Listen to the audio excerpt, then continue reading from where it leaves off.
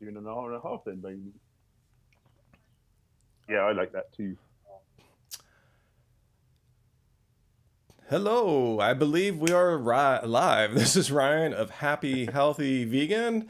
And today, let me know in the chat if you guys are seeing this. Hopefully, it's all good. Today, I have a very special guest all the way from England. It's Paul from Hench Herbivore. So, let me introduce you here. Paul, say hi to everyone.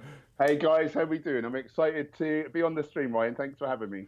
Yeah, like I said, I've been wanting to have all the guests we've talked about. I've had on like Brian Turner. Yes, I know him because he lives in California. See him for once every year or so, I guess, at Vegan Fest. Nice, But haven't talked to him for ages. So I had him on the stream. Never met you in person before. So yeah, nice. this is my opportunity. The closest I'll get right now to meeting Hench Yeah. Herbivore. And yeah, we've been in communication a lot. Remember in the past? Yes. Yeah, I remember you in in the chat in my live streams before when I was like right when I was doing after the jogging, after the running. Do I remember that from like a couple years ago after my runs? You'd be Yeah, in the yeah, yeah. chat.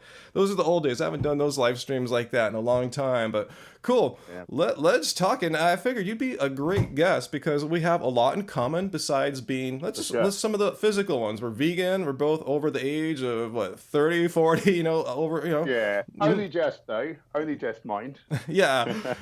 And we make similar content. I mean, it's different, obviously, but there's a lot of overlap. We experience a lot of Yeah, the same issues in our lifestyles, I imagine. So I figure we have a lot of cool stuff that we can talk about. for sure, for sure. So cool. Everyone's happy here. Everyone's cool. Everyone sees this in the chat. Yeah, someone said, yeah, this is too early for Ryan. I think this is the earliest live stream I've ever done in the day for me. Yeah, I know. I'm kind of a night person of sorts, and I was just kind of joking. Like, this for me, this is noon, starting at noon, and I joked with Angie like, should I set an alarm just to be safe? Especially with this whole like staying at home thing. I've just been kind of going to bed later and waking up later. It's getting the same amount of sleep. It's the same thing, but Oh, anyway, enough of my craziness. Why don't you talk a little bit about how you're doing in stay at home and lockdown? How that's affected you? Yeah, I'm doing all right. I mean, obviously, I'm generally in the gym like 6 days a week, and now I'm in the gym no days a week. Happily, I'm on a cut at the minute, so I'm not trying to get strong. I'm just trying to maintain. So I'm all right with it. Had I have been on a bulking phase, I would be miserable right now. I would have been so calm and easy going. I'd be a complete savage by now. Well, that worked out But timing wise. that's the thing. Yeah, so that's one good thing. But no, I mean, I work from home anyway. Like yourself, I'm a full-time YouTuber. Luckily, I'm in quarantine with my soulmate, and nothing much is different really, other than not being at the gym. To be fair.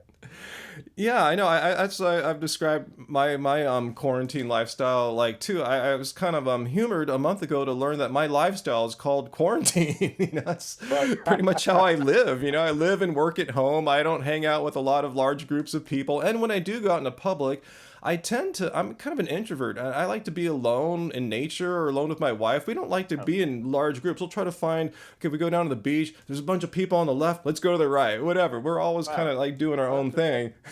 It's funny. A lot of YouTubers are quite introvert, but you don't realize, do you? You know.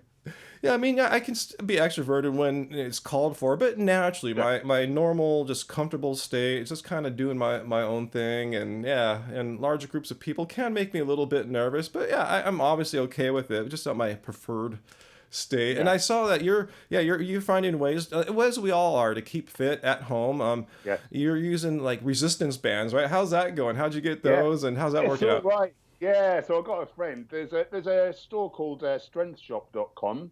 And all their stuff, they're real market leaders. All the top powerlifters at our gym all swear by Strength Shop. They're all vegan by default. The guy is vegan, he runs it. They've got amazing top quality equipment.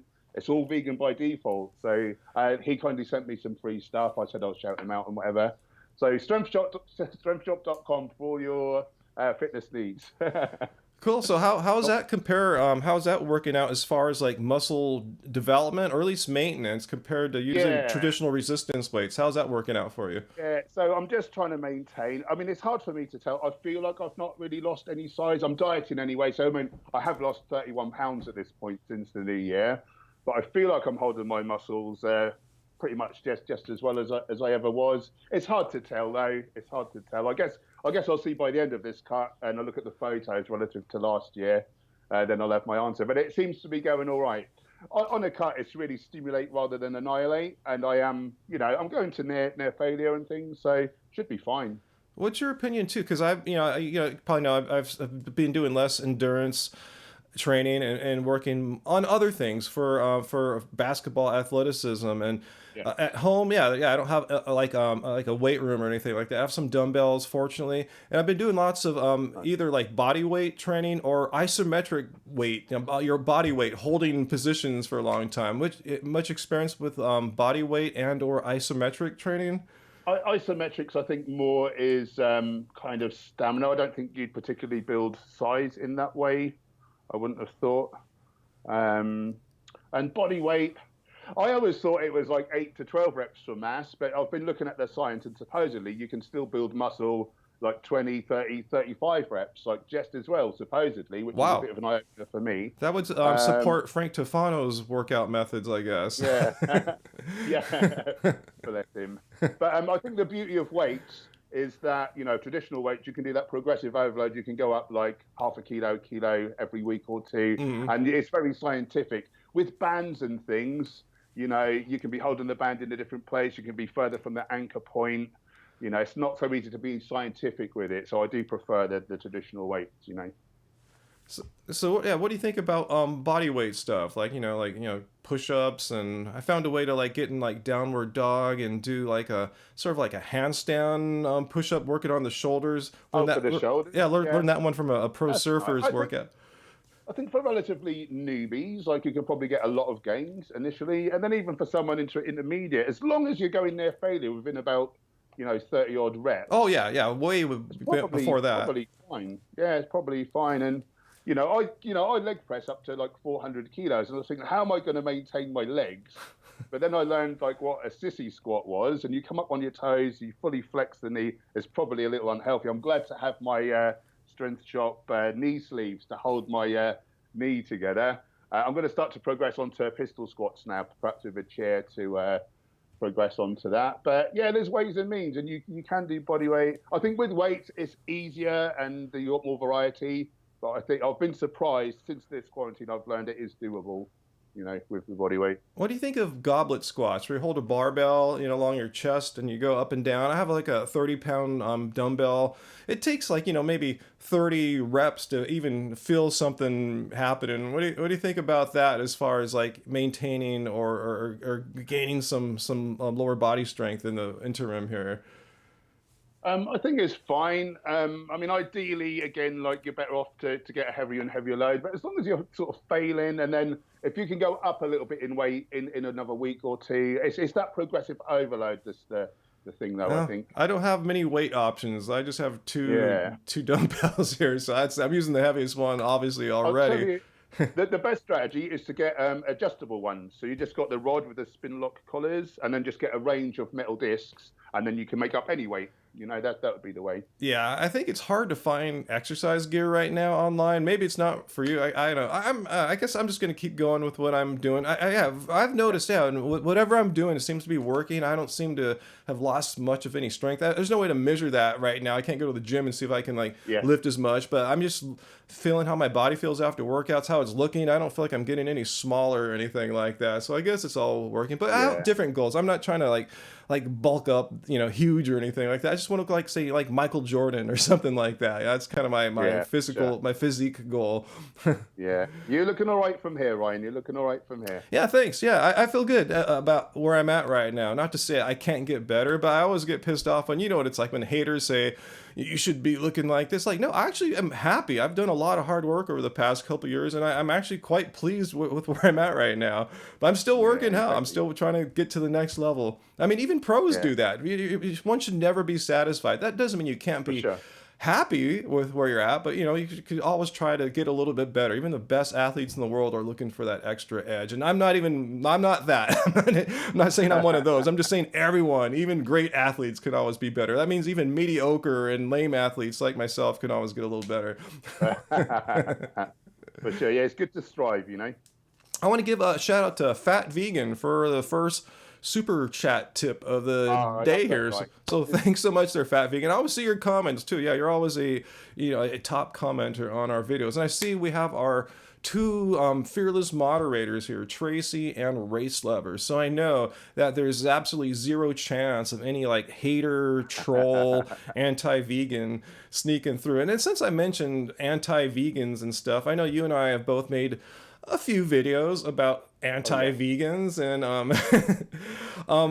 what's your thoughts on this whole culture, almost even an industry of sorts of anti-vegans? They found, hey, I can sort of make a living if I make videos about these vegan people and just make up all this crazy crap about them, and It's lo and weird, behold, isn't it? people watch their videos. Like, what do you think about the anti-vegan world? It's really crazy, isn't it? I think we're all the hero of our own story. They couldn't get it to work for whatever reason. So obviously veganism's wrong because they're not bad people. And then they just, I don't know, they just start to spread hate from it.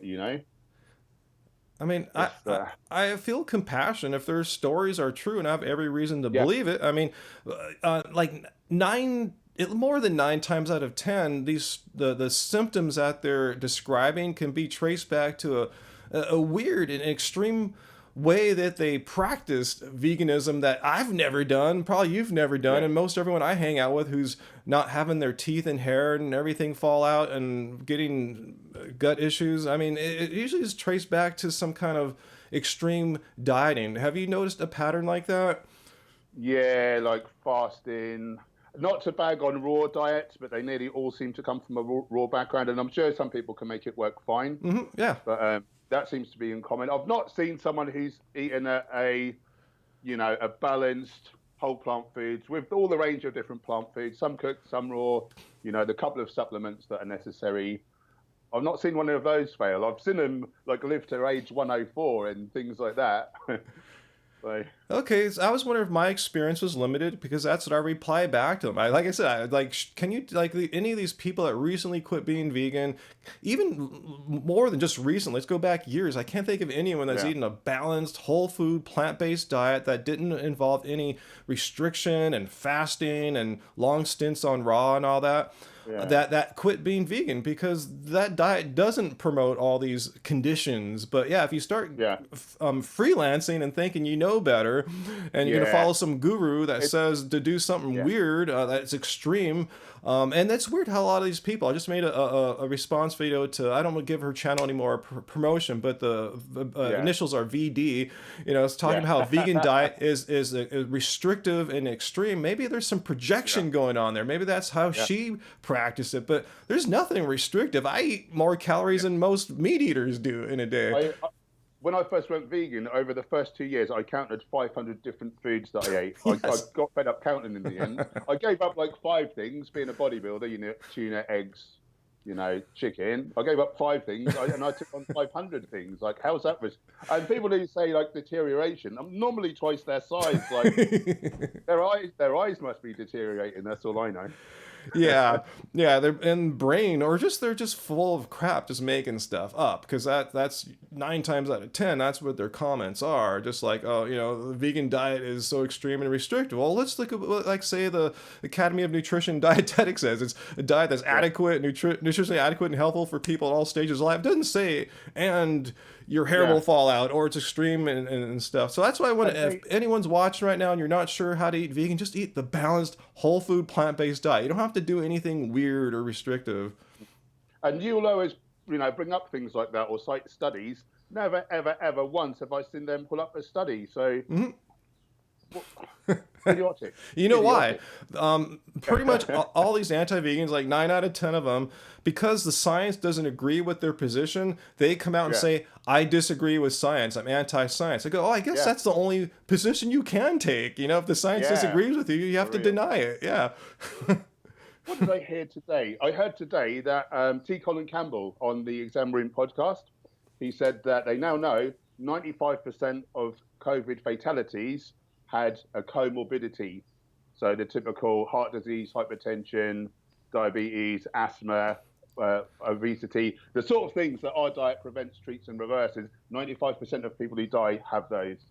And someone accused me of cherry picking And I said, well, show me a counter study that shows that that's not true. It's hard to cherry pick. There is only this study. How am I cherry picking? Where's your study? Oh, I I nearly mean, swore then. I Sorry, mean, Ryan. there's, I mean, COVID-19. Yeah, it's a new disease. There isn't much information about it. So, but even from the start, when the information was scanned, there was already the connection between risk factors like age and one of the things that you listed there, and the research is bearing that out. And I don't want to say don't tell people vegan diet prevents it or blocks it or anything like that, but it just says Yeah. the vegan diet is really good to not have those comorbidity factors. And Yeah. there's this diet is I'm sorry, this disease is kind of showing veganism really isn't a bad idea. As far as like Yeah. animal agriculture, zoonotic diseases, wet markets, the diet itself, its healthful effects, and how the animal agriculture is the pretty much the number one destroyer of our environment, the number one source of greenhouse gas emissions, and the kinds of pandemics that we're experiencing, or the one we're experiencing now, can be more common and more frequent in the future. And this is coming from the United Nations. I'm not making this stuff up because of what we're doing to the environment. This is even more reason now. If you don't want to go through this every 5-10 years, more reason to go vegan. And then when climate change finally starts really manifesting itself, even more so than it is now, that we might have to actually do lockdowns or something. Who knows what can happen? There's just more reason now than ever to eat more like how we've been talking about all these years. What do you think? Yeah. You can't argue with it. I'm amazed. I mean, I shouldn't be, but I'm amazed that mainstream media is not talking more about zoonotic diseases and like meat eating. Like Earthling Ed got shut up, didn't he, on Instagram? Like, they took his post down. All he was saying was the truth. 75% of zoonotic diseases come from animal agriculture or hunting. This is the CDC's stance. Who's going to know better than them? But no, that gets silenced. Imagine if this came out of a vegan market.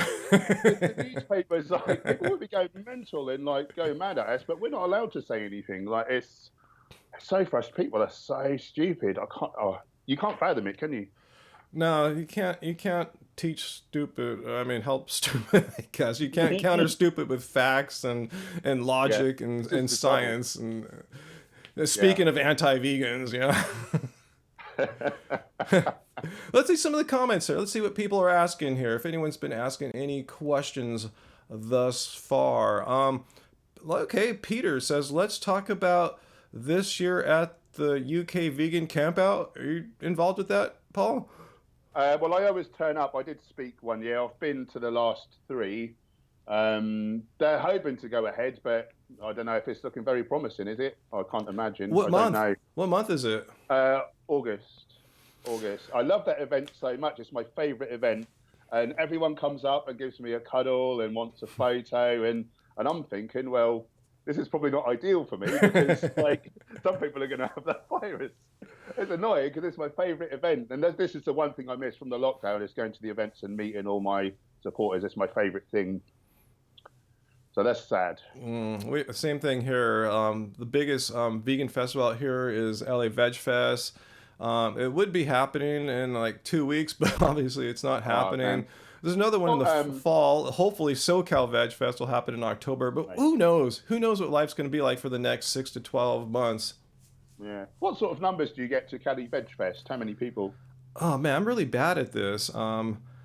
It's a lot. I forgot. I remember the numbers blew my mind at first. It was over 10,000 or something like that. Nice. I'm definitely going to get out there one of these years for sure. Definitely going to get down. Yeah, next year. I know some of the organizers and stuff. They usually have us on panels or what. And I'll throw your name in the hat there. Maybe they'll bring you out. Please do. That'd be one way to get you out here. It'll serve my ends to finally meet up with you. Oh, that would be amazing. That would be so good. All right, cool. So let's see. Any other questions here? We'll go back and forth between some questions and just normal, regular conversation like we were just having here. Let's see. Let's see. Okay, Orange County, California, opening before LA County. SoCal Veg Fest has a high likelihood of happening, Susan. We'll see. We'll really see what happens. Like, even if things open, like, opening is a very broad term. Like, what's going to open? Like, some more stores will open, but will all businesses open? Will public events greater than like X number of people be allowed? Well, you have to enforce social distancing. These things could be really tricky, like sporting events and stuff like that. So even though we might open up here, it's probably not going to be a full open. It's going to be some weird, gradual, partial openings. So yeah, as I said, life's probably going to be really weird for the next 6, 12 plus months. And what's your thoughts, Paul? Not to stir up too much controversy here. What's your thoughts about all the people who are suspicious of COVID-19? It's the Illuminati. It's the 5G, Bill Gates microchip bats. Like what do you think of? Chinese lab. Yeah, the Chinese lab. Isn't it? Yeah, I'm sure it's no one on the front line having to deal with it and risking their lives. Do you know what I mean? Like, it's sick, really. It's really. It's insulting to them, and my perspective is, we've had several, in the last 30 years, since the real boom of animal agriculture, 30, 40 years, zoonotic diseases have gone crazy, like the instances. So, there's a definite correlation there. And were all those other ones, were they because of 5G? Because 5G wasn't out yet. Why did it start in China where 5G started in Korea 7 months earlier? Why is it in 183 countries when only 5 countries have got 5G? And people just like to talk, and I think it's because they don't want it to be the animals, because they're all eating meat. Yeah, as I said too. It's like, this is not a new thing. Zoonotic diseases originating from Asia, from China specifically, from wet markets. H5N1, H1N1, SARS, all these, traced back in that origin. So why is this one finally special? Like Bill Gates is behind this one, and what have you, and to me, it just kind of goes back to sort of like anti-vegans in the sense of a denial of science or a belief in kind of alternative facts. It's just the same. Again, they have no studies to back it up. They heard something on the internet. It's their only, but they're gullible. And and it's disrespectful to our friends and family who are working every day in healthcare or as emergency medical technicians on the front lines. And this is real, and it's more real in some parts of the world than others. Like New York, New Jersey, that's the epicenter here. It's crazy. It's just, there's just no way that for anyone living there to reasonably deny it. Yeah, I could see in other parts of the country or world where it's just affecting a few people that you may never see, just some, a few older, sicker people. It might seem invisible out there, but I mean, if just look at the real data coming from the World Health Organization, the CDC, and I had a whole live stream with Dr. Avi, a vegan medical doctor, and we pulled up some nice some charts and graphs showing how the number of deaths right now in New York is twice normal. It's there's no other way to explain it. Why are people just randomly dying right now? There's no other rational explanation. But that might not be true in other parts of the world because it hasn't outbroken there yet. Yeah, for sure.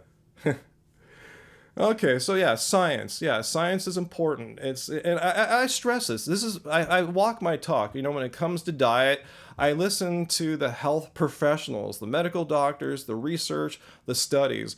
Not just some guy on social media. I know I'm some guy on social media, but I'm referring to and reporting on what the experts say. And same in public health. I'd rather listen to the virologists, the epidemiologists, the medical doctors, people working on the front lines, rather than some guy on Facebook that I went to high school with that thinks he knows better. He sees through the lies of the media. I'd rather follow the professionals. I'm consistent in that. And same with flat earth. Not to open up all these cans of worms. I listen to astronomers. I've been studying astronomy since I was a youngster, rather than some guy who sees through the lies of the Illuminati and all that stuff. So science. It's kind of depressing how science is not so well respected by a large percentage of people out there. But that's probably part of why there's so much misinformation right now. Yeah, for sure. Let's see what else questions here for us all. Okay, let's get back to our talk here. So let's see. We talked about some of these anti-vegans. And we did talk a little bit about the ex-vegans too. Anything we want to say about any of the ex-vegans without like going Yeah, into the dirt or anything like yeah. that? Because we Well, made videos about a few of them, and yeah, like Tim and all that. And yeah. I'll tell you, a lot of them as well had gut issues. They had diagnosed gut issues. Two of them.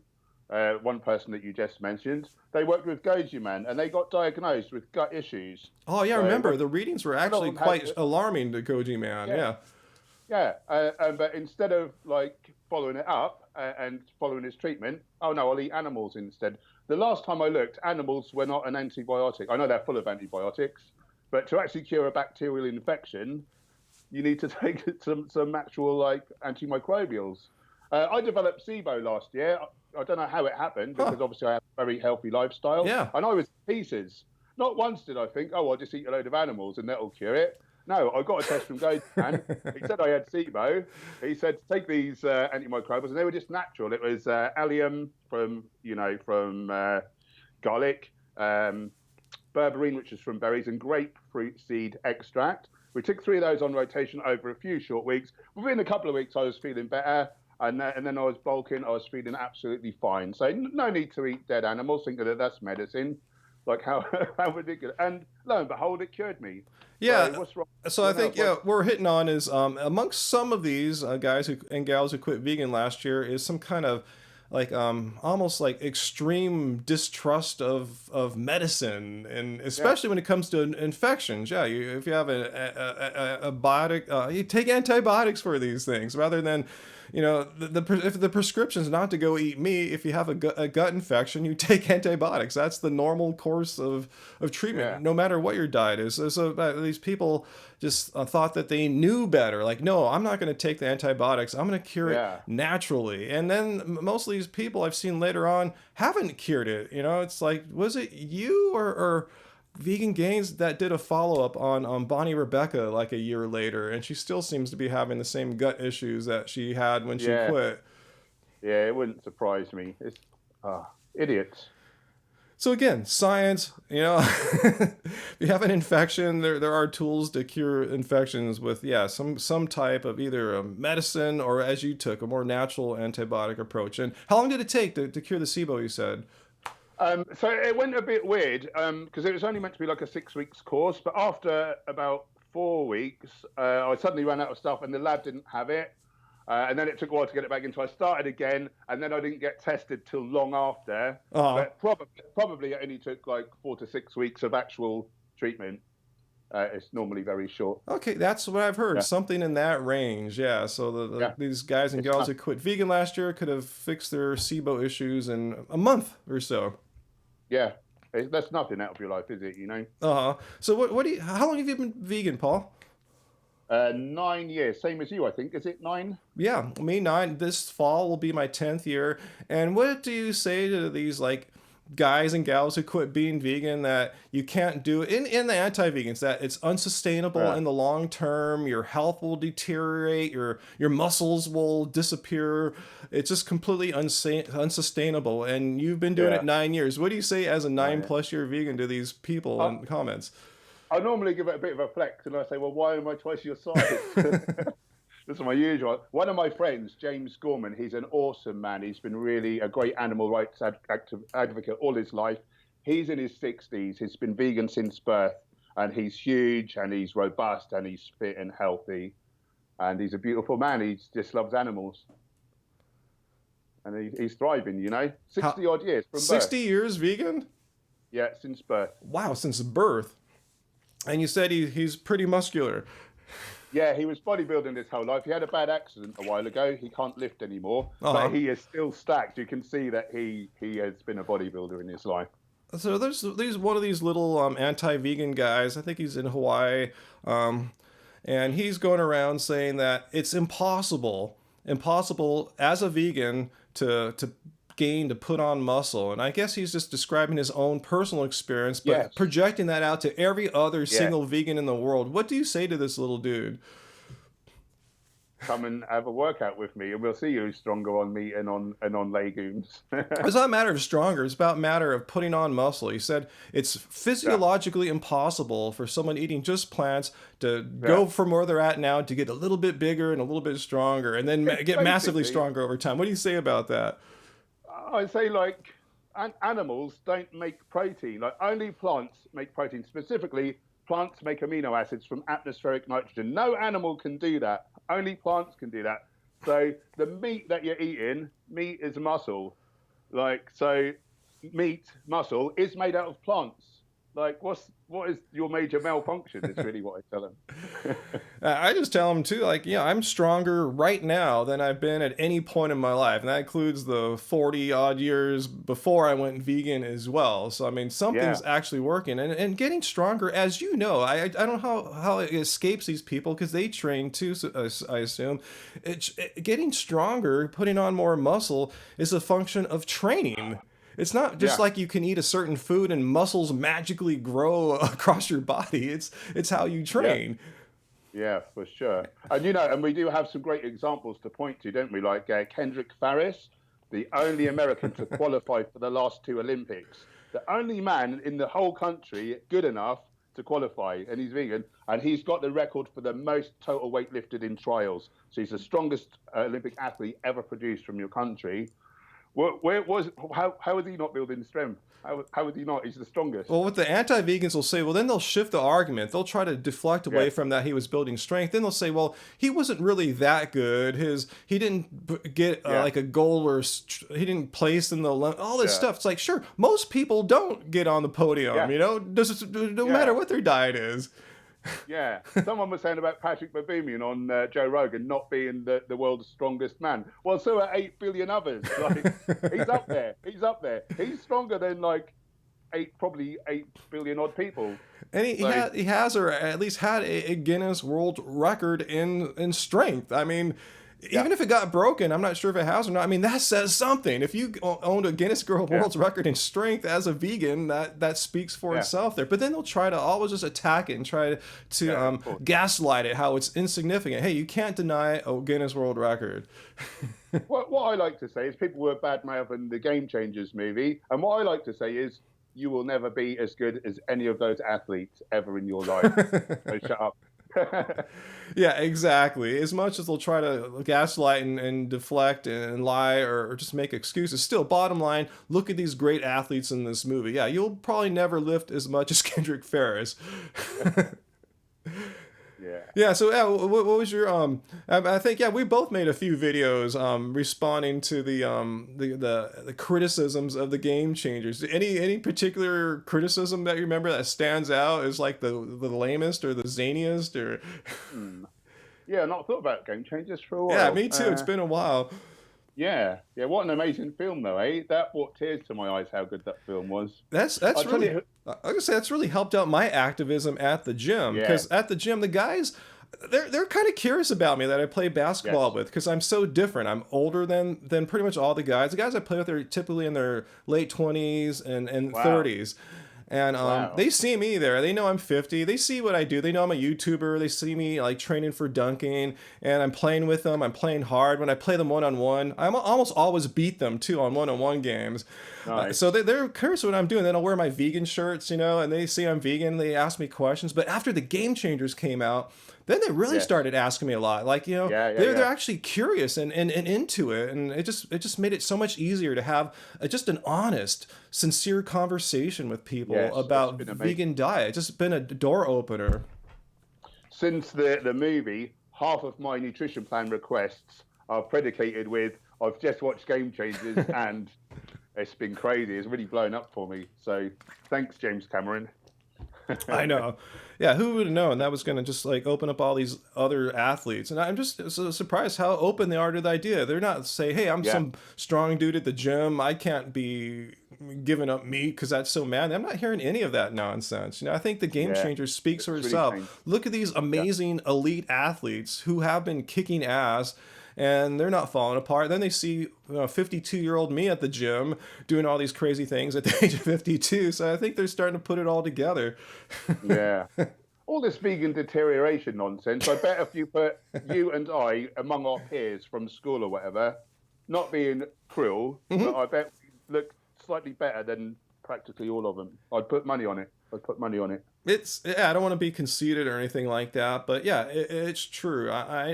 It's funny when people like to say I look really old for my age. I've been aging rapidly as a vegan. I go, do you know what 52-year-olds look like? You know, I mean, typically, Yeah. I mean, they're all not looking like Brad Pitt or Keanu Reeves or anything like that. Yeah. You know, go take a look. I'm doing all right. Is all I want to say. You know, I just got a comment today that 52, you look 72. I go, oh, really? Yeah. This is what a 72-year-old looks like. Really? Like, what kind of crack are you smoking, bro? Exactly that. I get, to every nasty comment, I get 1,000 nice comments. And to this one comment, I just think that tells me more about you than it tells me about me, son.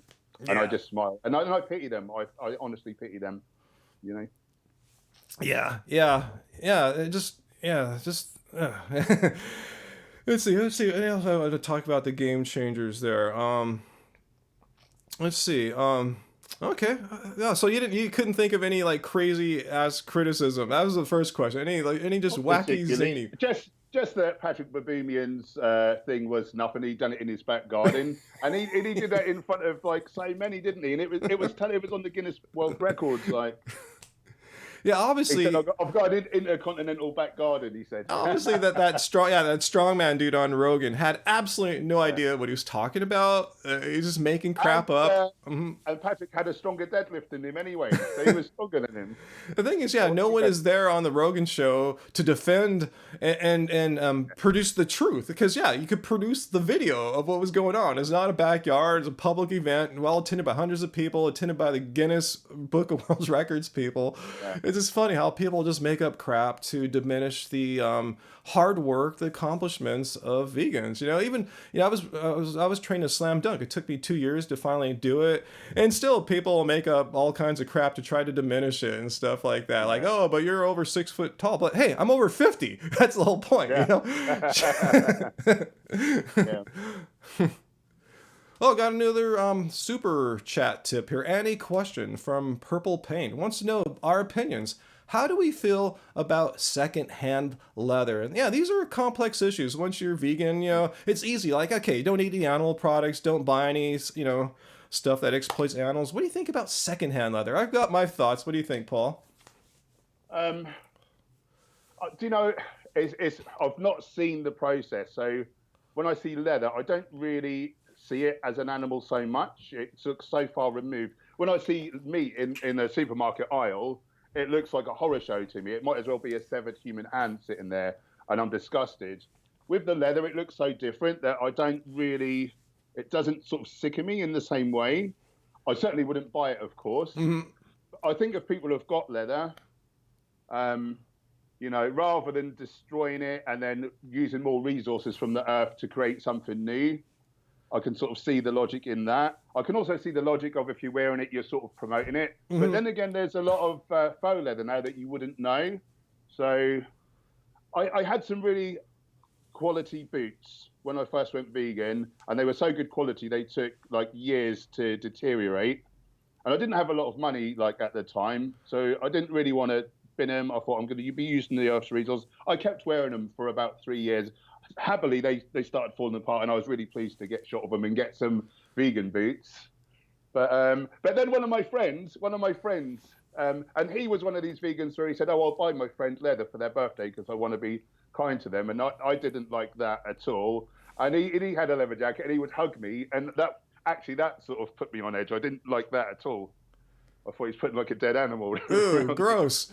So yeah, that did affect me in that way. So I think there's all different ways to look, and I think we shouldn't judge and we shouldn't criticize other vegans, and we should use that energy to promote veganism in a positive way to non-vegans. I agree with you completely. This is one of those issues where try not to be too judgmental. I know there's people that seem to are attracted. There's a small percentage of people that are attracted to veganism because it seems to give them this excuse to pounce on people. Like, I'm the vegan police. I'm going to be a dick to everyone who's not doing it the way I see that it must be done.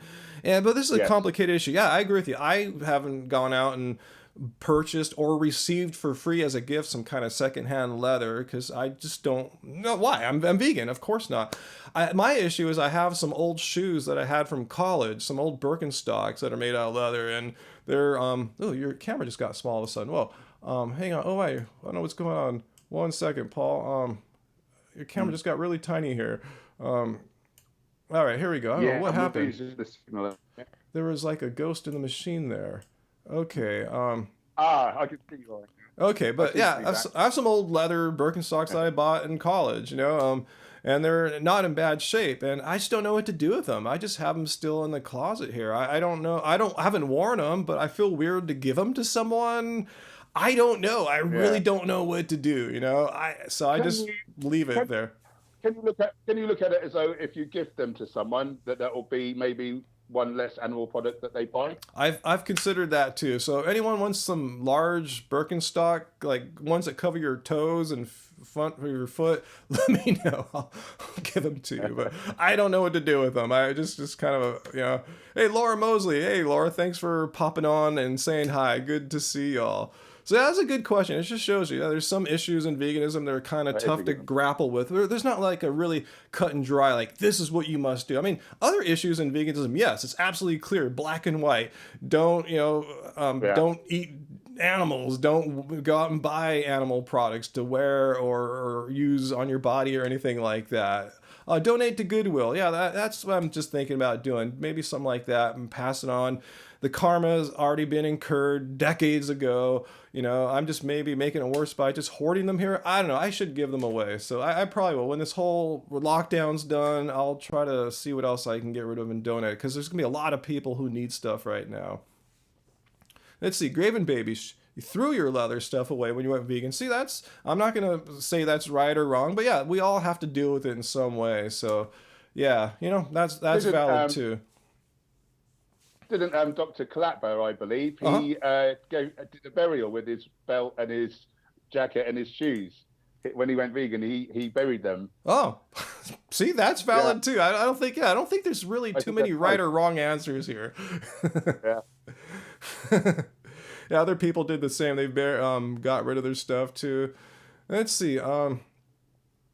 Let's see. People in the comments are discussing. Yeah, this is hard to figure out. Yeah, donated to Goodwill, throw it away, buried. All these are fine, and you could just do what I'm doing. Have extreme indecision and just keep it reluctantly.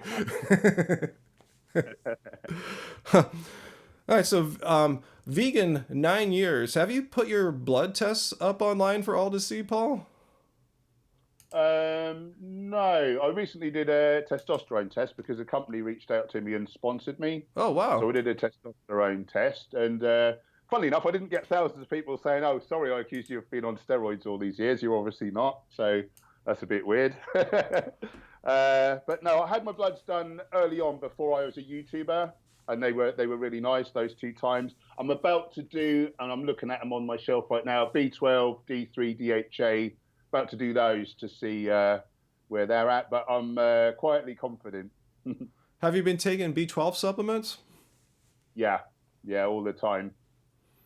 Yeah, me too. I recommend that too. I've been taking them for 5 of the past 10 years of me being vegan. First 5 years I didn't, and I had strong B12 levels, but I figured, Nice. why not? Like Dr. Greger convinced me, you got nothing to lose. It's not toxic, it's pretty cheap. Just take a B12 sup, and that's where my stance has been. So I didn't see Yeah, your testosterone video. How did it turn out?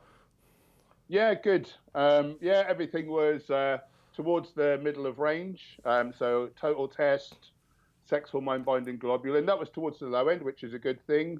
And my total test was sort of middle towards the low end. So not like totally amazing for a normal person, but by my age, maybe they would have been about there anyway. But I'm very open about my former steroid use. I mean, I stopped taking steroids 6 years ago now. Now, most people taking the amount of steroids I used to, because I was a complete idiot, they wouldn't get their testosterone back at all. So the fact that mine has come back on a vegan diet shows you that, if anything, it works better because I didn't expect it to come back at all. On a scale of 9 to 27, my testosterone was 3 when I quit taking steroids. It Whoa. was through the floor. Yeah, I was depressed. Like, I was in a real bad way for a good year or so. Yeah, really miserable. Happily, it's slowly come up, and now it's like, as I say, towards the middle of range, feeling great. So, Yeah, yeah, I've been trying to get testosterone tested for a while, and there seems to be communication problems when I go to my doctor. I asked for like the complete testosterone test, free and total, and the only one I've yeah. ever gotten so far successfully was total. And Oh, that's frustrating. because then the haters would come back. Total doesn't matter. You got to get free, you know, because my Yeah, total was amazing. It was like that of a 28-year-old. I think it was 744. And you know, so that yeah, I angers remember. the Nice, anti-vegans, that you know they think of vegans are course. all like, you know, whatever, you know, man boobs from Yeah, soy and stuff like that. And then you have this 50-year-old dude with the testosterone of someone in his 20s that yeah. angers them. So yeah, I've never done any like performance enhancing drugs like that would affect it. And I don't know if we want to go down this road or not, but there's a certain carnivore anti-vegan who's my age that put his testosterone levels I up, and I think I know who you're talking they about. were super low. They were like that of a Yeah, 90-year-old woman. And do you yeah, think that? I mean, it's just, I don't know. I guess we're speculating now, but yeah. could that be related to diet or more past testosterone? I'm sorry, Uh, steroid use. I'm happy to speculate, and I'll tell you for a fact he just came off cycle for that video. So he's bang on it all the time. He came off it, so it went through the floor, which you'd expect, and that's what it showed. And he said, "Oh no, the tests are wrong. Like if you're as great as me, you don't need as much testosterone. You're more sensitive to it." Like That he was the just made stuff up. explanation. That was the He just made explanation. stuff up. If you could No, deadlift 500 pounds, I guess you learned this in yeah, medical school. Testosterone tests are irrelevant if you can deadlift 500 pounds. That was basically the argument. yeah, yeah. So what No, would happen? Explain this to me. If he hadn't gone off the cycle and got the blood test, what would have the levels been like then? get really sky high. I mean, where people inject up to, I don't know, at the top maybe 2 grams of testosterone a week, whereas a healthy male produces 50 to 75 milligrams. So it will be several times more. Okay. Also, you're saying he's not injecting steroids per se, but taking testosterone Uh, hormones. no, same thing. I'm using the word sort of interchangeably. Uh huh. So I do mean steroids. But basically, he would have just stopped. He would have just stopped and then done a test once he knows that it would have been come out of his system. You don't look the way he does, having your testosterone that low all the time. That is complete horse. You know what? Uh Okay, I'm glad you know a little bit more about that. And you said when you were doing this stuff years ago, was it testosterone you were taking? Yeah. So the basic sort of steroid is or the class of them are sort of copies of testosterone. Then you've got other ones that are slightly different. That well, I won't go into it, but they just do slightly different things. But you kind of want a testosterone base though, anyway. So that's tends to be a constant for people. Uh huh. Okay. Yeah. All right, cool. Yeah, I said I really don't know much about any of that stuff. I was just shocked to see how high mine were. It's like, whoa, okay, cool. You know, Yeah. I was Yeah, wondering. that's great. So yours is a lot higher than mine. So I would have been better off just keeping natural, and now I'd have higher testosterone probably. Yeah, I point You out like know, so what Joe Rogan is doing, testosterone replacement therapy. He said he's taking it not to have these sky high levels, but he's trying yeah, to get the levels of what a natural, like, you know, 28-year yeah, old would have. And I go, hey, yeah, that's what mine are right now, being yeah. vegan. So him to say like veganism is bad for your health, it makes you feminine. I have the levels that he's aiming for, and I have it naturally. And we're the same age. Joe Rogan and I were both born in 1967. Wow. Yeah, there you go. You just can't tell people, can you? You just can't tell people. Crazy. Let's see. Let's talk about your background. You're actually a nutritionist as well. Like, what? Tell Yeah. us more about that. That's kind of cool. I wish I could put that behind my name. Yeah, to be honest, really, I would say I'm self-taught. It's just all the nutrition facts videos, all the books, all the podcasts, all the documentaries, you know. I just absorbed all of that. Then I got a diploma just to have the piece of paper, Hmm. and that was horrible. I learned so much more from Dr. Greger than I did from doing this proper accredited diploma Not course. surprised. It was frustrating, to be honest. It was nonsense. Goji Man. But Just want to shout out to Goji Man. What's up, brother? You know, Goji, I was chatting to him earlier. Lovely man. I gotta He's have one of Goji the Man best. on sometime. So Goji, I gotta get your email or something. I want to have you on for sure. We can have a really like crazy scientific discussion. But yeah, let's get back to so you got how long did it take to study for your nutrition degree? So this was just a diploma course. It was quite a short thing, Okay. really. It was like a home study, like just over the internet. Oh I wow. just ripped into it. I ripped into it in like a few short weeks. Just got it done. Hmm. Yeah. But yeah, to be honest, just for the layperson, if they just watch nutritionfacts.org, they'll learn all they need to know from there. They really will. So does how does having that nutrition background help you in your what you do? Is it help in like far as what you say on YouTube? You said you learned more from Dr. Gerger. Does it help with like building diet plans for people? How what's the good of it? I wonder if I should do it or not. You could just speak with a bit more authority, I think. Hmm. And but I mean, you probably know all this stuff anyway. I imagine you watch a lot of Dr. Greger, do you? Yeah, for sure. Yeah, I've been watching the whole time I've been doing Yeah, YouTube. Yeah. yeah. But yeah, it's just nice to be able to say, isn't it? Especially when you've got people trying to tell you about nutrition, and I'm like, well, I'm just the nutritionist here. What do I know? Like, please go on. Yeah, it makes for a better title too. Sometimes you'll say like nutritionist reviews a diet of what have you. Yeah, for sure. So what inspired you to become a full-time YouTuber? And how has that been? Oh, I love it so much. I've found my purpose. Um, so I was a PT basically. I was a PT. I've always had an interest in nutrition for health and sports performance. I thought I had an interest in nutrition for health. I since found out like I was misguided. Um, where was I going with that? Yeah, so I was a PT. I was loving it, seeing people thriving. With the nutrition side, reversing diseases. I obviously became vegan. With my clients, they were getting fitter, stronger, faster. You know, bigger. But there were two groups. I had one group eating a healthy, whole foods vegan diet. Half my clients were vegan. Half my diets were still omnivorous because I didn't turn anyone away. I wasn't happy to prescribe how much chicken they eat. I would say, well, aim for these macros, and that's as far as it would go. Yeah. So my clients wouldn't let me continue. But I loved it. Just seeing people, it gave you a sense of purpose and significance and a feeling of being of service. And you see people getting the body of their dreams or reversing diseases. It's so amazing. I never thought I would stop doing that for a living. Then I went onto YouTube, and all of a sudden, I'm reaching like millions of people, thousands of people in one video. And I'm thinking, wow, I can change so many lives. And then I'm at the gym, sort of shouting numbers at people and thinking, oh, I could be at home, like putting together my next video and reaching, some of my videos have reached, same as you, like tens of thousands or hundreds of thousands.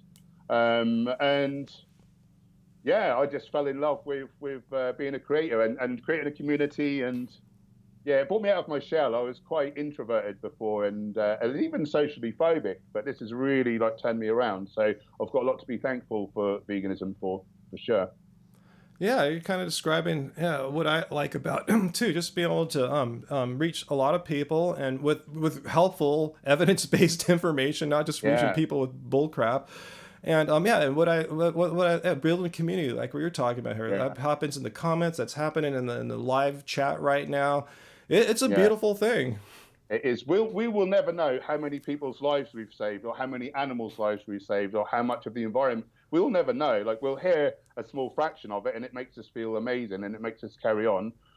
While we're doing that, other people are telling us, "Oh, you can't get big as a vegan. Oh, like no, your diet's deteriorating."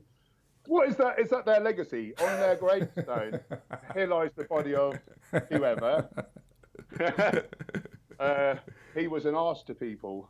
What a legacy. You know what I mean? I would rather make a difference while I'm alive. So they can say what they want. And I'm sorry that they're wasting their lives and their life is that bad that they have to put others down to make themselves feel up, Feel sorry for them.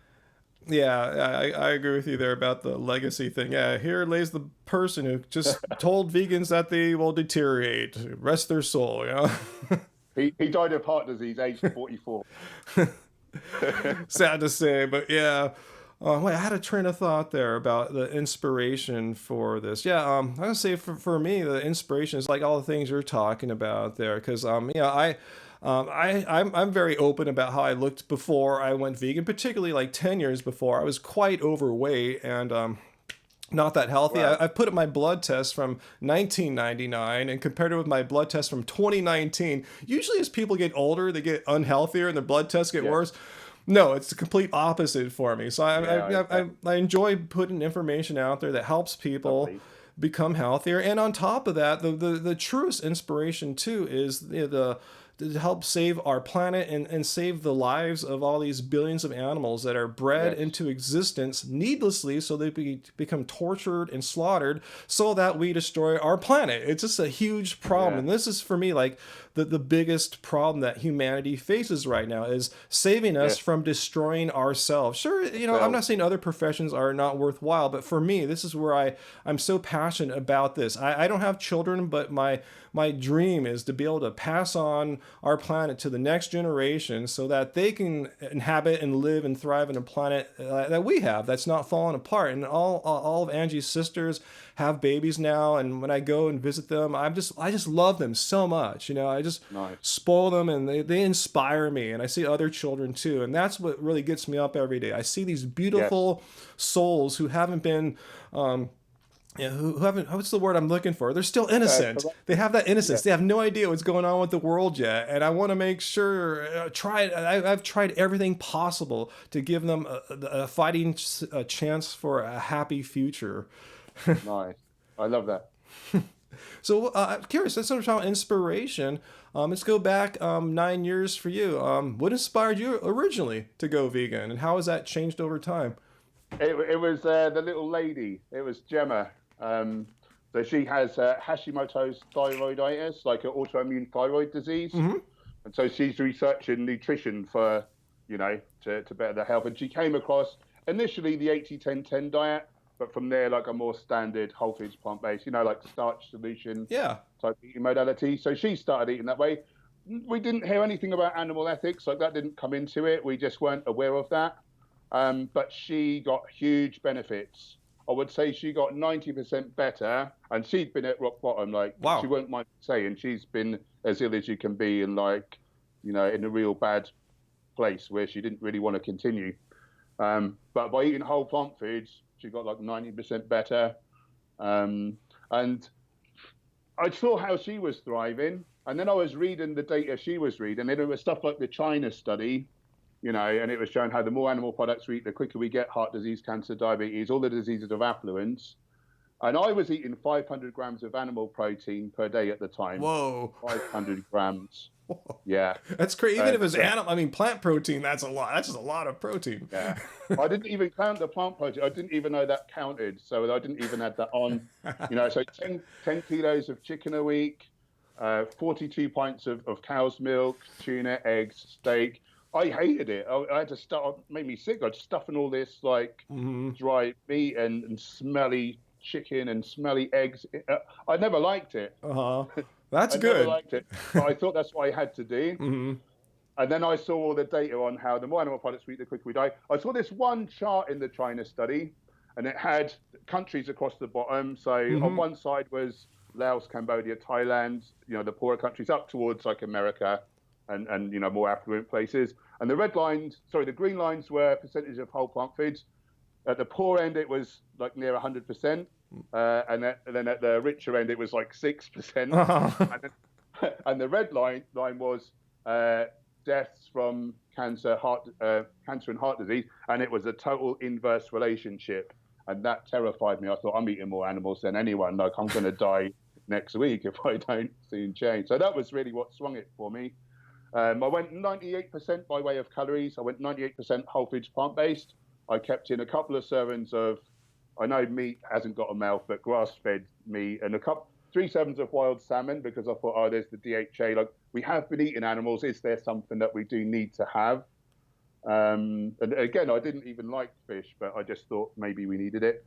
After a few weeks, I just really lost the taste for animal products. And I reread the China study, and I just thought, what am I doing? And watching Nutrition Facts, I learned that pretty much every essential nutrient either, comes from animals, or we get the precursors What did I just say? I just think I just said a brain fart. It's getting late for me this then. I know. um, so every essential nutrient, we can either get it from plants or we can get the precursors from plants, like the animals get the precursors to make the animal version. We too are animals. People forget that, so we make the animal version from the plants. And so that was it. I never looked back. Not once did I ever crave an animal product in 9 years. I was so glad to ditch it all. I really was. That's beautiful. A lot of people ask that. Me, you, I'm sure. Like, don't you miss like animal products? Like, no. I like really. Don't you secretly desire it? Like, are you using willpower to abstain? Like, no. I find it any long term or even short term vegan finds it repulsive. This smell and see that kind of stuff. No, it's not like people think we're using all this willpower. Like, no, there's no willpower. Trust us. It's repulsive. It's like eating poop or something like that. It's not food.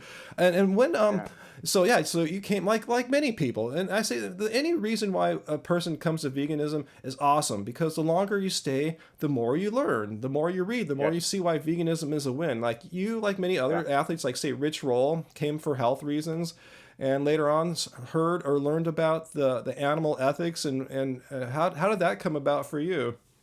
I think I was just like researching different websites to look for recipes and advice. And I just accidentally, I think the first thing I saw was on the adapt.org website. What is his name? That really great activist. He's been quiet for a while, but he's just started up again. Oh, Gary Yourofsky? Gary Yourofsky, yeah. Of course. I saw on his website, and there were 2 cows being funneled into the slaughterhouse down a narrow, like, sort of corridor, and they were getting prodded. But the cow was trying to turn around, and she was frantic, and she was terrified. And I just saw that she knew what was coming, and it wrecked me. It really wrecked. And from then on, I was scared of, like, I didn't want to be filmed. I was scared of, like, radio or public speaking. I never thought I'd be doing that. But from that point, I knew that I owed it, because I ate more animals than anyone. And people were saying to me, "You're pretty big for a vegan." And I thought, wow, I need to step up now. And hopefully by the time I die, hopefully there's less suffering in the world because I lived than because I died. That was my whole driving force from then on. Yeah.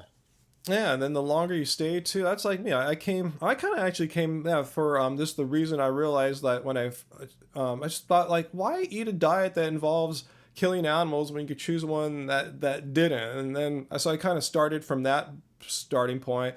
I stuck with it, and I started learning about, it's actually, you already know it's kind of healthy. I knew it wasn't like an unhealthy thing to do, but once you start really realizing, wow, it helps like reverse or prevent the leading causes of death, like really? I had no idea. Then you learn about the horrors of animal agriculture, like, wow, how come no one's talking about that? Everyone's talking about fossil fuels, which are horrible. Fracking, all that stuff's horrible, yes, but no one's talking about the number one source of greenhouse gas emissions. So then the more you stay, it's like, wow, there's every reason to be vegan, to eat this way, and there's no reason to quit. I said we got a really cool super chat tip here from the Curly Whisperer. Thanks so much. Everyone who's leaving super chat tips, go down to my Twitter there, at Ryan Lum. It's Happy Healthy Vegan. You'll see a shout out thanking you guys. Let's see. He just has a quote here. So the children will have a fighting chance to a happy future. I think he's quoting what I said there a few minutes ago. Yeah. And a banana fund donation. Thank you. Yes, yeah. I'm still into bananas. What's your thoughts on bananas and fruit, Hench? I love me some fruit. The first couple of years I went vegan, I went mostly fruitarian. I had a couple of protein shakes because thinking I'm being a bodybuilder, but I did go pretty much fruitarian, really. I ate a lot of salad stuff as well. And I think it is great, but for me, I always had some dysbiosis by only eating that. And it wasn't till I was on the set of The Game Changers, and the producers there told me, well, the experts we've been speaking to, the consensus is we've made these adaptations now, and actually we're optimized for a starch-based diet. I tried that, and my health just really skyrocketed. But I think we should definitely have some fruit in there for sure. Yeah, that's how I feel too. I tell people, I basically I haven't seen a whole food plant I didn't like, and some people accuse me of being anti-fruitarian, partly because of like the stuff you and I were talking about, like the commonality of a hardcore or a long-term raw fruitarian diet being common amongst a lot of people who quit. But that's not just saying fruitarian diets are bad. I've seen people make it Yeah. work. One of my best friends, Robbie of Mastering Diabetes, long-term fruitarian, making it work. But Nice. but I ate more fruit than most people in the world do. Like, when I go to Yeah. the market, people trip out on how many bananas I'm putting in the shopping cart. Yeah. They ask me if I'm hoarding or something. No, I'm a big athlete, dude. I'm like 6'4". Almost 193 pounds, and I work out a lot. I do a lot of activity. I need my smoothies. I'm not going to just put 2 bananas in it or anything like that. Yeah, After exactly. working out for a couple hours. Yeah, man. We used to get cases. I think we used to get 38 kilos of bananas at a time when we Yeah. were vegetarian. That One would of our trip friends people said- out. Yeah, there's nothing like putting a Yeah. case of bananas in your cart and having people just, whoa, huh? I just had a flashback to filling my shopping trolley up with cans of tuna one day and putting them on the conveyor belt, just cartons and cartons of tuna. I got some coupons. Like I won these coupons for this supermarket, and I just bought up a load of cans of tuna because I knew I'd get through them. And the checkout lady said, "Oh, you must really like tuna," and I was like, "Hate it." I really did hate it. That's great. I mean, in the sense that now you really seem to truly enjoy the food that you're eating. You're not just eating it because you have to get big. Yeah, it's so nice, And what do we do when we were eating meat? We slather it with tomato sauce and chili sauce and herbs and spices. We make it taste like plants anyway. You know what I mean? Like, Yeah. cut out the middle. Well, I should do now because I know you have to go pretty soon. Let's start opening up more so now to our viewers here if they want to ask some questions for Paul while we have you here. And I saw Storytime's been asking about if you've met Richard, a vegan sidekick. Is he from the UK? Yes. Yeah, so he lives very nearby, actually, just outside of the city where I live. I've met him a few times. He's a lovely, lovely guy. He's in a couple of my really older videos. Who is he? I've never heard of him. Who's Vegan Sidekick? Oh, so it's a cartoon. It's like little stick figures. Uh-huh. And he just really, all the normal nonsense justifications for eating meat, plants though, lions though, he just really rips the pee out of carnivores, not carnivore eaters. What's the opposite of veganism? Carnism. Uh-huh. Carnist. Yeah, just real simplistic cartoons, but very, very funny. I think he's got 4 whole books of them now. In Toronto, is it called Doomies? Yeah, Doomies. And they've got a whole room with his cartoons decorating the walls, like big, like huge, like people size. Very funny, very, very funny man. You might have seen a meme going around. Canines though, and there's 4 squares, and there's a lion and a woman like with their mouths open, and one is the normal human teeth and lion teeth, and one of they're switched, and it's like canines though, yeah, sure, and it's so, there's a big like saber like, what are they called? Fangs. It's getting so late. Sorry, Ryan, my brain's gone. It's kind of weird. It's on the late side of the day for you, so your brain's on the down, and mine's it's a little early for me. Mine's still waking up. I often catch you when I get up, and you're still streaming. Tracy, our moderator, says, Paul, I love the videos where you show what you eat in a day, and she also wants to know what's your favorite quick snacks. I don't really eat snacks, to be honest. Now, you don't have snacks? Like if you just want to grab a little something? I have to eat such big volumes of food that I eat a huge amount, and then I need to leave it 3 or 4 hours and then eat another huge amount. And there's also that concept of food synergy where different ingredients in your meal have the different nutrients, and the nutrients from one ingredient can complement the nutrients in another and give you more antioxidant action, more anti-cancer. So I actually recommend for my clients when I do nutrition plans, I say better to have a range of things at each meal rather than just 1 or 2 things. And you're just missing out on another trick, really. What's that? Yeah, so it's called food synergy. Uh-huh. Yeah, so there was a study done where they scientists were looking at breast tumors proliferating in petri dishes, and they dripped on onion on one sample, and it slowed the growth by 50%. And then they dripped grapes on another sample, and that slowed the growth by 30%. And then with another sample, they went half and half. do you think 50%, 30%? So it must have slowed the growth by 40%, and it slowed the growth by 70%. So what is the phrase about the sum being The the sum whole is holds greater greater than than some of the parts. Yeah. That one. Yeah, Yeah. it's synergy. Mm-hmm. Yeah. So food synergy. So most meals, I try to get a legume, a whole grain, a fruit, a vegetable, a nut, a seed, a herb, and a spice. Most meals, I try to get all those components in there for that sexy food synergy. Oopie wants to know, how often do you make smoothies? Currently, I have them most breakfasts, and it'll be like 1.5 litres, 2 litres. What's in there? Uh, What goes in it? you should know by now. I told you 3 times when we were doing the mic check. Oh, oh, you did tell me. I wasn't even listening. I was just making sure you had a nice Yeah. level of audio. Yeah, tell me once. I just went. You could have been just reciting Shakespeare. I wasn't listening. Yeah. No, no. So number one, I use a filter. Okay. The chloride. Wait, one more time, Paul. We're getting some dropout with you there. Try it one more time. What'd you just say? No. Uh-oh. Still getting some dropout here. See if it clears up.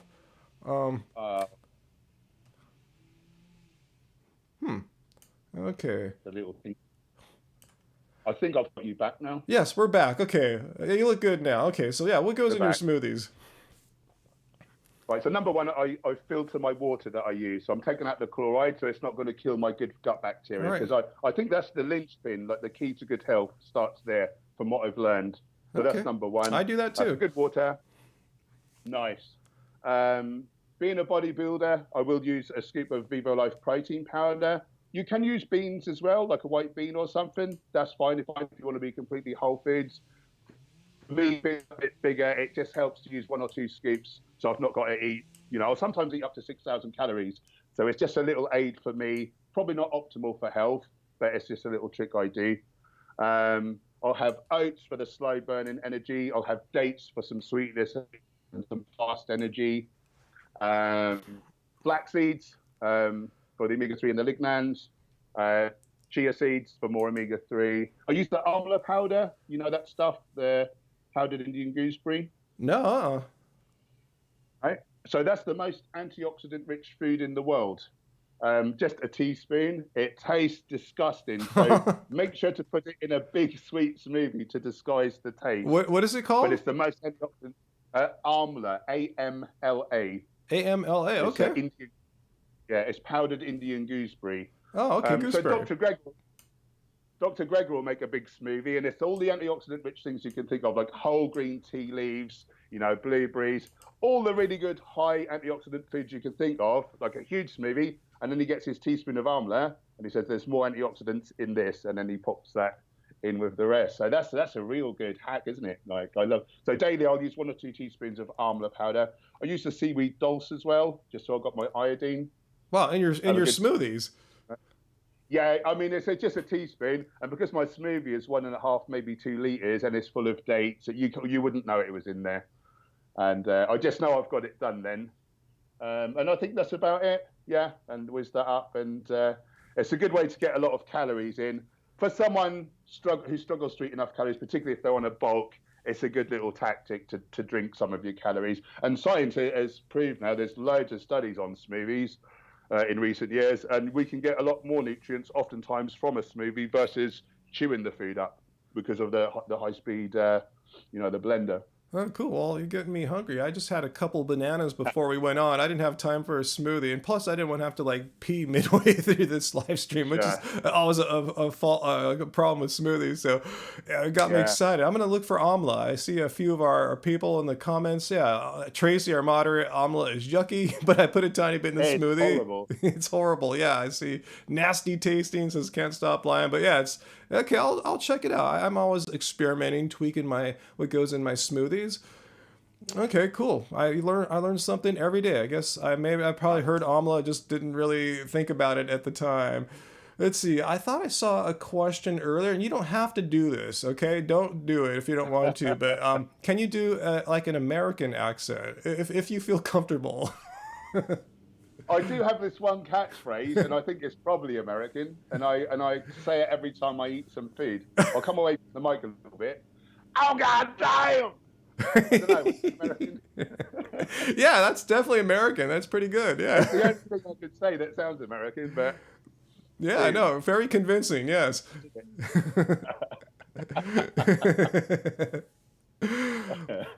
B12 Blaze It Vegan says omelet doesn't taste bad. Y'all tripping? Are you serious? B12. It's literally a berry. I don't know. It could be a little strong though, right? That guy is smoking something, I assure you.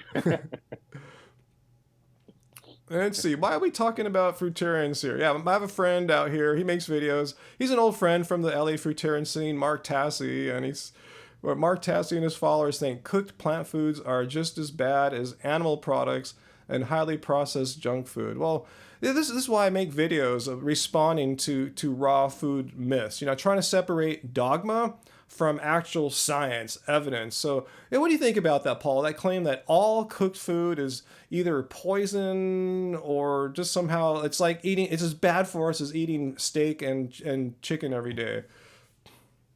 Very simply, and like we were saying earlier, like where's the data? Just where is the data? And you look at a normal whole foods plant-based diet and the prevention, treatment, and reversal of diseases with it. It's just some bro science, isn't it? It's just some bro science.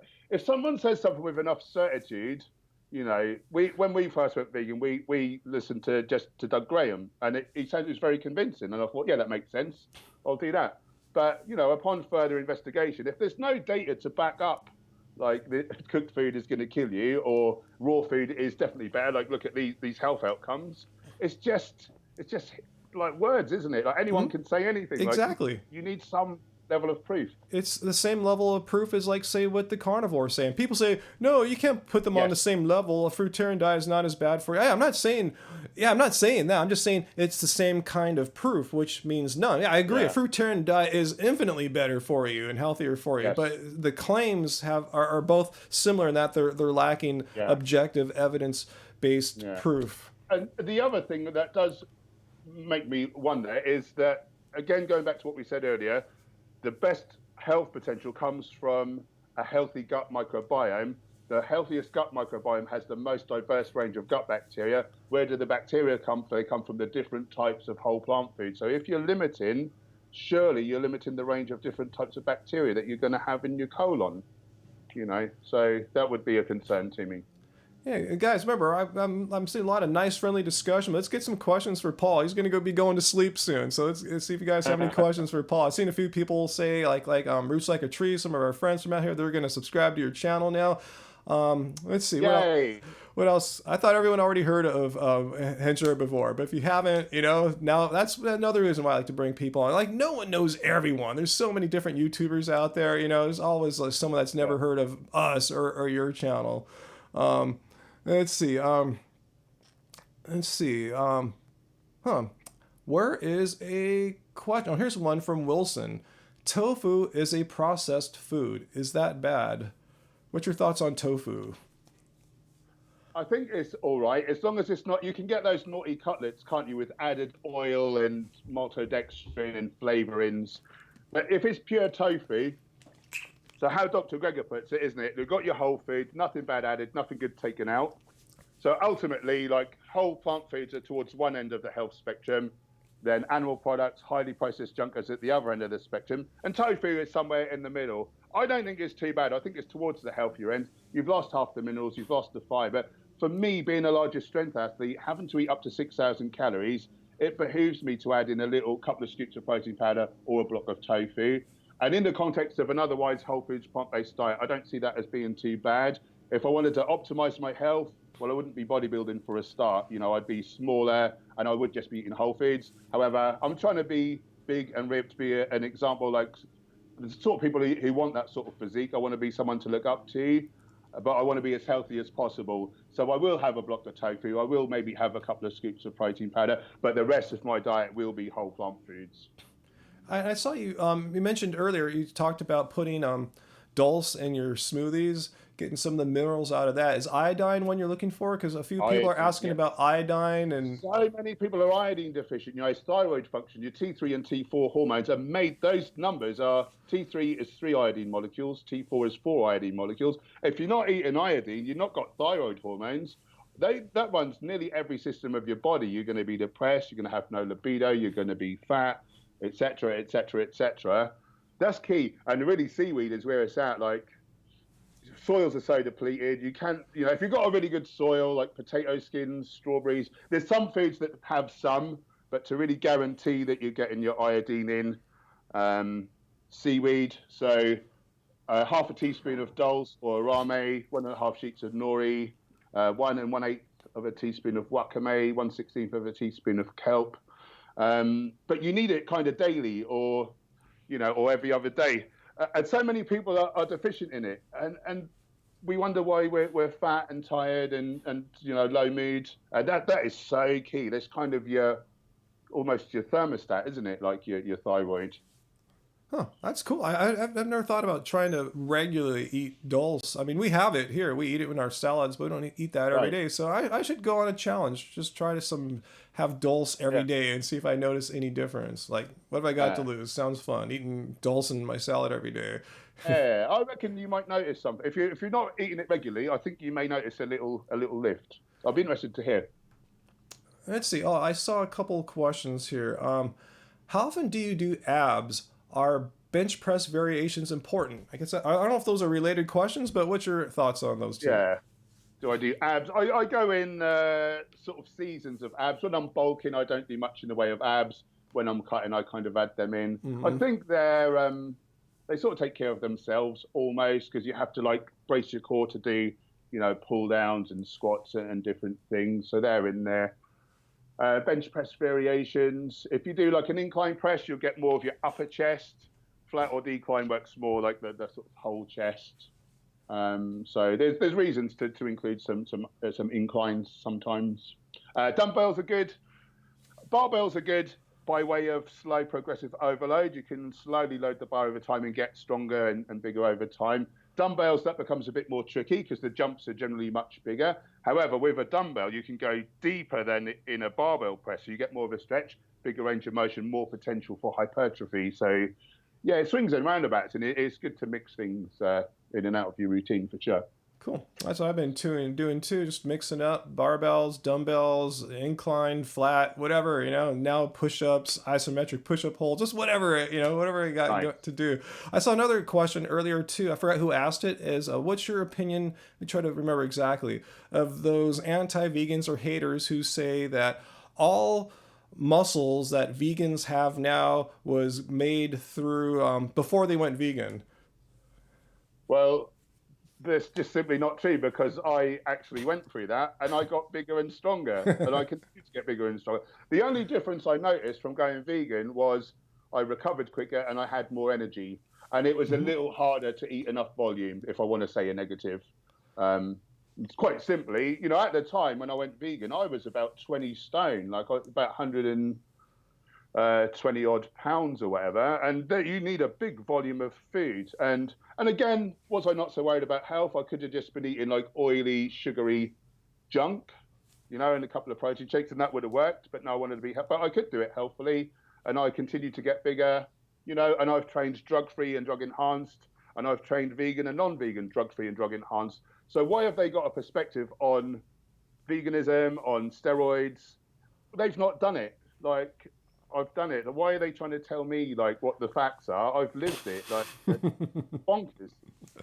I agree 100%. When people try to tell you, like, they think they know more than you've been doing and getting results with. Here's a good question for you about leg gains, because this relates to me too. Are sprinting good? Is that good for leg gains? Yeah, sure. Yeah, any like high intensity stuff like that. Yeah, definitely. I actually, 1 year, I decided to add in, normally I do aerobic cardio, but I decided to add in anaerobic cardio. The only danger was, because I was training my legs heavy with the weights and then doing sprints, I actually tore my hamstrings because I was like overdoing it. So that's the danger. So I think really you want to probably do one or the other. But yeah, I'm sure you can maintain some decent leg size. Perhaps you'd lose some of the shape because certain movements hit different parts of the muscles. On a squat, if you have your feet close together, you'll work like the vastus lateralis, like the outer sweep. Or if you have your feet a bit wider and turned out, you'll work like the adductors, like more on the inside. So, you might lose some of the 3D look if you were a bodybuilder. But, there's that Olympic cyclist, isn't there? And he's got ridiculous quads, like a real steroid abusing like bodybuilder, and he cycles. I'm sure he's getting that mostly from. I guess he's doing some strength training, but I bet he's doing a lot more cycling. Yeah, I love sprints. I would recommend too to kind of work your way up to sprinting. If you haven't been doing much in the way of running, just run a bit so your body gets used to that motion. Your tendons and all the ligaments get some protection from what the sprints will do, because sprints are hardcore. And when you sprint, I've read the studies on it, and this is how it helped me to actually slam dunk, was doing some sprint training. Is you don't really need to sprint that long and that far, like 10 seconds all out, 12 seconds, something like that. No more than 10 to 12, like 10 to 12 seconds is what I aim for. And I'm going on a hill too. What's cool about hills is that you can go all out, but just because you're fighting gravity, you can't go as fast as you are on flat. And therefore you're not pounding the ground as hard and beating up your body as much. So that's what I recommend. Sprinting up a hill, 10, 12 seconds. Your first couple sprints up the hill, go about like 60%, then 80%. Then after that, start slamming it and do as many reps as you can, meaning within reason. Don't go like 10 or 12, but like, anywhere between 5 and 7, I think, is a good amount of work for sprint training. I mean, that's great. That helps with explosiveness, because in the gym, you can build a lot of strength with the weights, but if you want to explode for whatever sport you're doing, yes, hill sprints is one of the best things I've found. How long do you rest for between the sprints? Quite a while, I guess. Do you? I sprint like hell all out, and then I walk slowly back down the hill, really slowly. And I kind of wait at the bottom again for maybe like 30 odd seconds, make sure no cars are coming, and then I'll do it again. So I'm probably all be told maybe a minute and a half or two between sprints. So that's what you want to do. You want to make sure that you rest enough so that you have enough to do it at 100% again. Because if you're going too quickly and doing 90%, you're not getting the full benefit of sprints. Exactly. What was that training modality? Insanity. And they said, we've taken interval training, turned it on its head, like long periods of high intensity, then short little rests. Well, I'm very sorry, but after that first bit of intensity, you've dropped off, and now you're just crawling. You've gone into that's it. How do people fall for that? And how do they dare put that out to the public? I mean, maybe if you're already an elite athlete, some kind of weird training like that might help get you some odd game. But for your average person, that doesn't sound like the way to go. So, talking about some weird training, Ryan, and I don't know, you might like to try this. I was watching a guy on London Real. He was McEwen was his surname, Irishman, and he trains like special ops soldiers and Olympians, like real top physical specimens. Wow. And his thing is, where we say anaerobic is better than aerobic training, but you need that aerobic base, as you say. Then you go on to the anaerobic. He's saying better than that. Hold your breath while you're doing your anaerobic training. Whoa. Hold your breath to it. So he gets people walking across the bottom of swimming pools with weights. Mm-hmm. And he's got a frogman in there to pull him out if it goes wrong. Whoa. So your heart's got to be racing like hell already, hasn't it?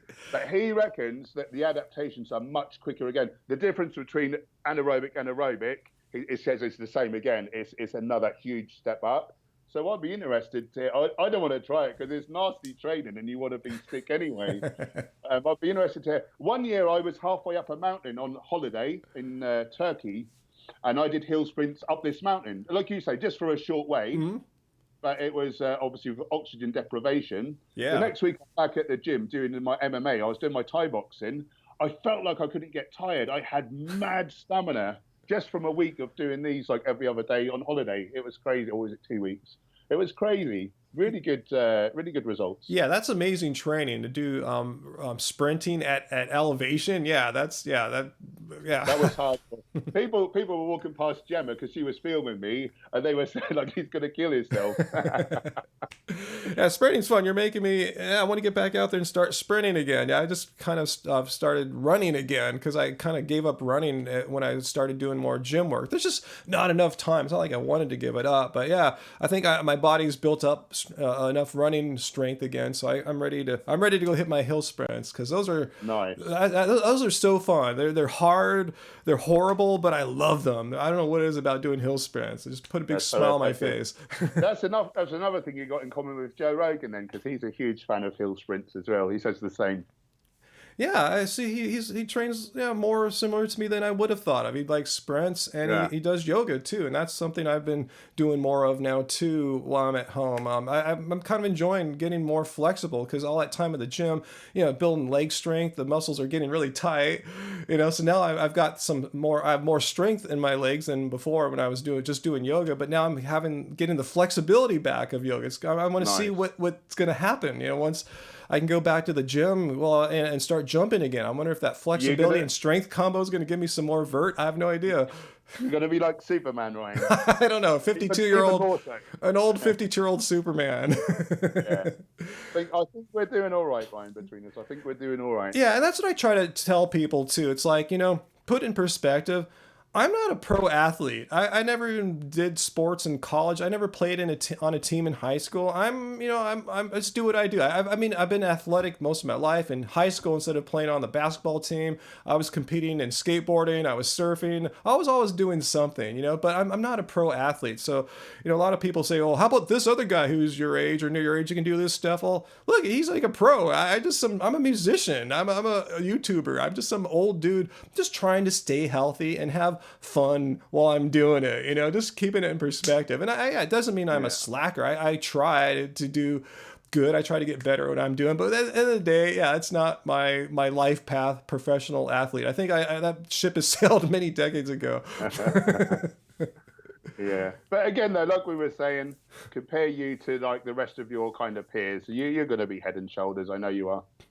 Yeah, thanks. Yeah, I think so too. Yeah, I know what other dudes my age typically look like. Yeah, and they typically don't look like me or Joe Rogan or anything like that. Yeah, exactly. Let's see. Someone saw you doing some yoga on a live stream recently, Paul. Is that right? Yeah. It keeps slipping. Like, I should prioritize yoga, meditation. I'm such a doing focused person, so I want to do my weights, I want to get big and strong, I want to be pumping out content, reaching thousands of people, and then, I'll tweak my back or I'll tweak my hip, and it's because I'm not doing my stretching. Or sometimes, on occasion, some background anxiety can creep in, and normally I've been really great since this whole YouTube thing, a good diet, CBD oil I now take as well, and that's great as an anti-anxiolytic. But every now and again, a little background anxiety can creep in, very rarely. But I know it's because I'm not meditating and I'm not letting my mind be calm, and it's to my detriment. And I know that, and I could prioritize it, but I'm too driven to get on YouTube and to get big and strong. So it falls by the wayside, and it's to my detriment. I tell it, as a PT, I tell everyone, you need your hard training, you need your nutrition, you need your recovery, your stretching, your sleep, your meditation, relax your mind. But obviously we focus on the things that bring us the most joy, I imagine. So it makes it hard. I agree with everything you just said there. It's hard because we're so motivated and there's so many things that we enjoy doing, both for work and for exercise and spirituality. It's hard to do it all in the course of a day. Sometimes when you prioritize, yoga or meditation might fall off, and that's what happened to me for years. But I'm personally glad I'm doing more of that again. I feel great. Yeah, I find it as a great way to warm up before I do any body work, like push-ups or whatever. It's like to do all my stretching and flexibility, get the body warm. Then I think it's safer to start doing body weight exercises or stuff like that. So that's typically where I do mine. I do the sun salutations. So I have a hip issue and a low back issue, and there's warrior and up dog and. Yeah, it really helps, and but then I won't hurt for a while, and then I'll forget about it, and then I'll tweak something, and I'm in agony, and I think, why don't I keep that up?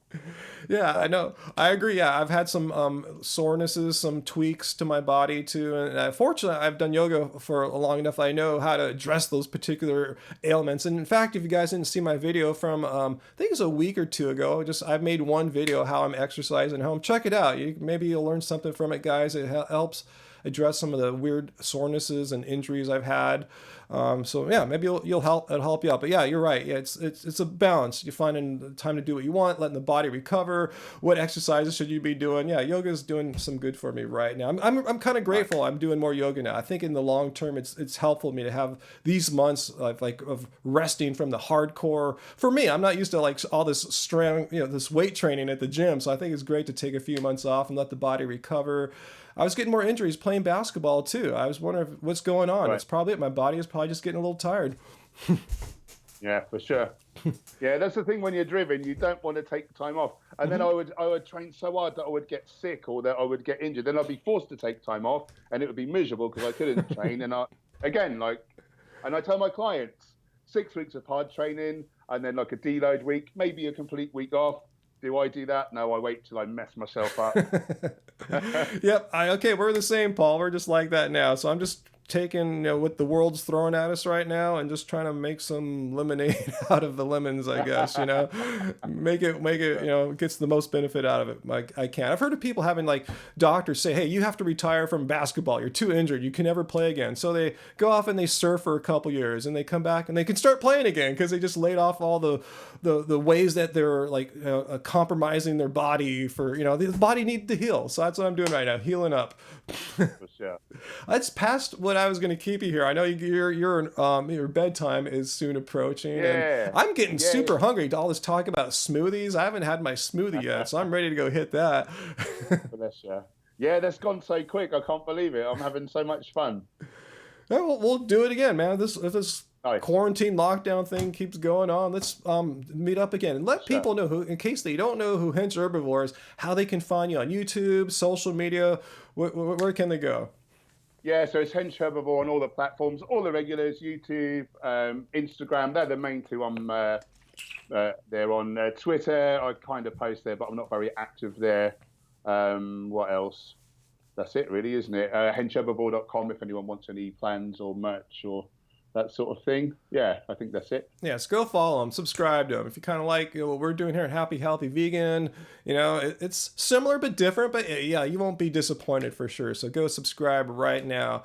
So I thank you, Paul. I'm glad we made this happen. It was kind of hard to find a time when we're both awake. We're kind of opposites in that regard. So I'm glad we found a mutually great time here. So much. Really appreciate you coming on. And this was a really fun conversation. I'm glad we finally got to talk and see each other. This is awesome. Yeah, it's been amazing. Thank you so much for having me on, brother. And thank you from the animals for everything you do. You're amazing, brother. Same to you, Paul. All right. Thank you. All right. Good night. See you, brother. All right, and I want to say goodbye to everyone else, to all our great viewers and our moderators. Thanks, you guys have done a fantastic job, Race and Tracy. I'm glad you've been with us the whole time. Much appreciated. I didn't see any trolls, so if any came through, I didn't see any of them. So, all right, guys, I'm going to let you go. I'm hungry as F, man. So I'll see you next time. I'm not sure when my next live stream will be, but I will let you guys know. So peace out, guys.